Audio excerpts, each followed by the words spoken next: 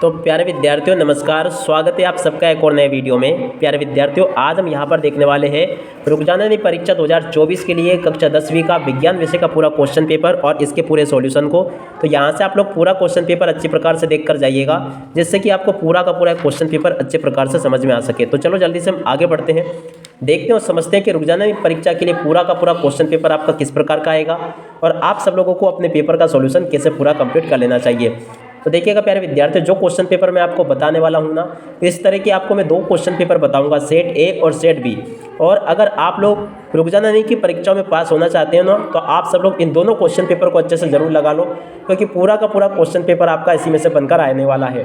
तो आप सब लोगों को दो सेट पेपर उपलब्ध करवाऊंगा मैं, सेट ए और सेट बी। इन दोनों को आप लोग अच्छे से जरूर लगा लीजिएगा। अब चलो जल्दी से हम आगे बढ़ते हैं, समझते हैं आपके पूरे पेपर को। तो देखो इस प्रकार का पूरा पेपर है आपका। पहला क्वेश्चन, सही विकल्प चुनकर लिखिए। अब देखो सही विकल्पों का चयन आपको किस प्रकार से करना है। पहला क्वेश्चन, लौह चूर्ण पर तनु हाइड्रोक्लोरिक अम्ल डालने से क्या होता है। तो देखो इसका राइट आंसर आ जाएगा हाइड्रोजन गैस एवं आयरन क्लोराइड बनता है। पहले का राइट आंसर यह आ जाएगा। सेकंड क्वेश्चन, सबसे अधिक अभिक्रियाशील धातु Na, ये आपका राइट आंसर होगा। उसके बाद में मुकुलन द्वारा अलैंगिक जनन किस में होता है। तो देखो इसका राइट आंसर आपका आ जाएगा ईस्ट में। उसके बाद में निम्न में से कौन सा मानव के मादा जनन तंत्र का भाग नहीं है। तो देखो यहाँ पर आपको लिखना शुक्रवाहिका। लेंस की क्षमता का मात्रक, तो देखो ये होता है डायाप्टर। मानव नेत्र जिस भाग पर किसी वस्तु का प्रतिबिंब बनाते हुए कहता है, तो देखो इसको कहते हैं दृष्टिपटल। अभिनेत्र लेंस की फोकस दूरी में परिवर्तित किया जाता है, तो देखो पक्षाभि द्वारा परिवर्तित किया जाता है। जीवाश्म ईंधन, तो देखो कोयला और पेट्रोलियम जीवाश्म ईंधन के उदाहरण हैं। इस प्रकार से आप लोग इनको देख लें। अब इसके बाद में इधर आ जाते हैं, इन प्रश्नों को देख लें। तो देखो प्रश्न नंबर 2 में आपको रिक्त स्थान दिए जाएंगे। न्यूलैंड्स ने अष्टक का सिद्धांत दिया। क्या लिखना है यहाँ पर आपको, अष्टक। मछलियों के हृदय में केवल 2 कोष्ठ होते हैं। क्या लिखना है आपको, 2। हरे पौधे अपना भोजन स्वयं बनाते हैं। तो देखो यहाँ पर आपको भोजन लिख लेना है। वायवीय श्वसन की उपस्थिति में होता है। तो देखो यहाँ पर आपको ऑक्सीजन लिखना है। क्रियाएं मेडुला द्वारा नियंत्रित होती है। तो देखो यहाँ पर आपको लिखना अनैच्छिक क्रियाएं। नर युग्मक एवं मादा युग्मक के संलयन को कहते हैं। तो देखो इसमें आपको निषेचन लिख लेना है। उसके बाद में विद्युत धारा का ऐसा ही मात्रक ये होता है एम्पियर। तो देखो यहाँ पर आपको एम्पियर लिख लेना है। उसके बाद में परितंत्र में ऊर्जा का प्रवाह एक ही दिशा में होता है। तो देखो यहाँ पर आपको परितंत्र लिख लेना है। तो ऐसा आप सब लोग इनको देख लें और पूरा का पूरा समझ भी लीजिएगा। अब इसके बाद में हम आगे बढ़ते हैं, अगले क्वेश्चन को देखते हैं। तो देखो यहाँ से आप सब लोग जोड़ी को देख लीजिएगा। जोड़ी में आपका पहला क्वेश्चन, साधारण नमक का सूत्र क्या होगा, NaCl। उसके बाद में आयोडीन अधातु तत्व चमकीला होता है। मिश्रातों की जोड़ी मिल जाएगी कांसा से। पलकों का झपकना प्रतिवर्ती क्रिया का उदाहरण है। हाइड्रा में प्रजनन ये मुकुलन के द्वारा होता है। आनुवांशिक पदार्थ आपका DNA है। चुंबकीय क्षेत्र की तीव्रता की मात्रक, तो देखो ऑर्स्टेड होगा। चुंबकीय पदार्थ क्या होगा, लोहा। तो इस प्रकार से आप सब लोग इनको देख लें और पूरा का पूरा इनको समझ भी लें।